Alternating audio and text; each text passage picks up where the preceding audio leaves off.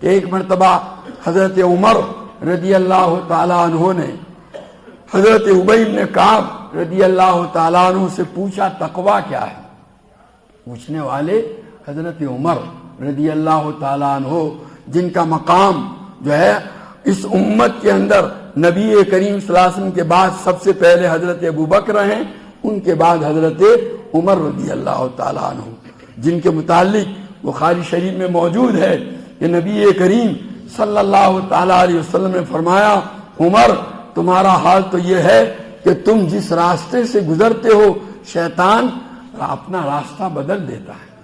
شیطان جیسا شیطان جو ہے وہ حضرت عمر رضی اللہ تعالیٰ عنہ سے ڈرتا تھا۔ تو بہرحال حضرت عمر رضی اللہ تعالیٰ عنہ نے پوچھا تقویٰ کیا ہے؟ تو جواب میں حضرت ابی رضی اللہ تعالیٰ عنہ نے فرمایا، یا امیر المومنین ہل سلکت طریقا ذا شوکت، کہ امیر المومنین کبھی آپ کانٹے دار راستے سے گزرے ہیں؟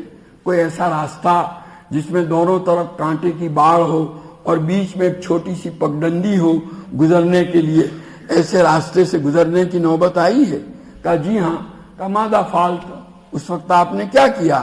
کہا شمرت ثم استحدت، اپنے کپڑوں کو خوب اچھی طرح سمیٹ کر گویا محفوظ کر کے کوشش کر کے اندر سے نکل گیا تاکہ کپڑے کانٹوں میں الجھنے نہ پائیں۔ کہا بس یہی ہے تقویٰ، اس دنیا کے اندر گویا گناہوں کے کانٹے بچھے ہوئے ہیں، آدمی اپنے آپ کو اس میں الجھائے بغیر گزر جائے، اسی کا نام تقویٰ ہے۔ خلی الذنوب صغیرہا و کبیرہا ذاک التقیٰ، گناہوں کو چھوڑ دو چاہے چھوٹے ہوں یا بڑے ہوں، یہی ہے تقویٰ، گناہوں کے چھوڑنے کا نام